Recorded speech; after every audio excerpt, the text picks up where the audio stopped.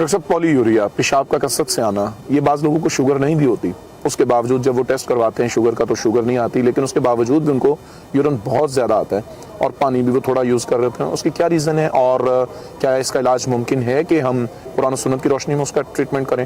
ماشاءاللہ، السلام علیکم ورحمۃ اللہ وبرکاتہ۔ پولی یوریا جو ہمارے ہاں بہت سارے لوگ کہتے ہیں ڈاکٹر صاحب بار بار پیشاب آتا ہے، تھوڑا سا پیشاب کرتا ہوں پھر پیشاب کی عادت ہوتی ہے، پانی میں پیتا نہیں ہوں، میں بہت کم پانی پیتا ہوں لیکن جب میں واش روم میں جاتا ہوں تو پیشاب مجھے بہت زیادہ آتا ہے۔ یہ پیشاب زیادہ کیوں آتا ہے میرے محترم بھائی اور بہنوں؟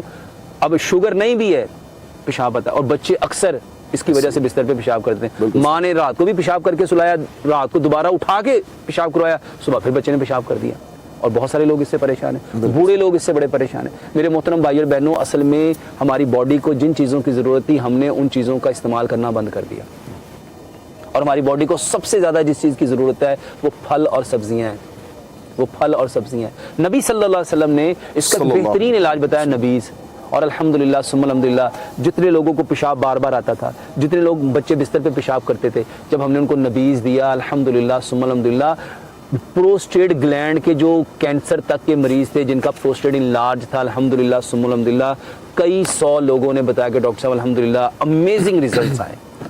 اپنے بچوں کو نبیز پلائیے، اپنے بڑوں کو نبیز، جس کو پولی یوریا ہے اس کو نبیز پلائیے۔ نبیز کیا ہے؟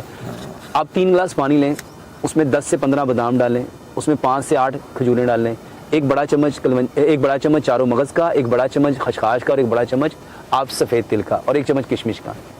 اس کو بھگو کے رکھ دیں 2 سے 3، صبح کو بھگونا ہے اس کو، رات کو نہیں بھگونا۔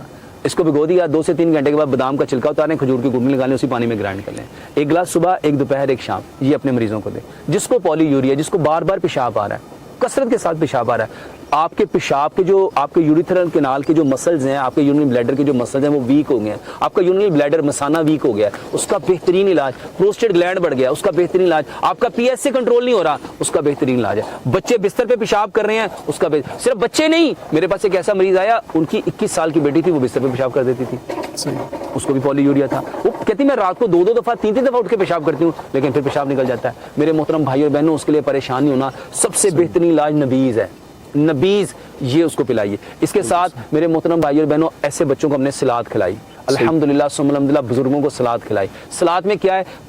گاجر، مولی، شلجم، کھیرا، پیاز، ٹماٹر، بند گوبھی، سلاد کے پتے، لال مولی، چقندر، سبز دھنیا، بروکلے، بند گوبھی، پھول گوبھی، شملہ مرچ، 15 چیزیں، 5-7 سبزیاں لیں، کوئی سے 5-7 پھل، کیلا، سیب، امرود، انار، انگور، پپیتا، کھجور، اسٹرابری، چیریز، بیریز، یہ لیں۔ اس کے ساتھ 5 اجناس، سفید چنے، کالے چنے، لوبیا، مٹر اور مکی، اس کا ایک بڑا چمچ بوائل کر کے یہ سلاد میں ڈالیں۔ اس کے علاوہ بادام، کاجو، پستہ، اخروٹ، سفید تل، خشخاش، سونف، کشمش، چاروں مغز، السی کے بیج، یہ میرے محترم بھائیو سلاد میں ایڈ کریں۔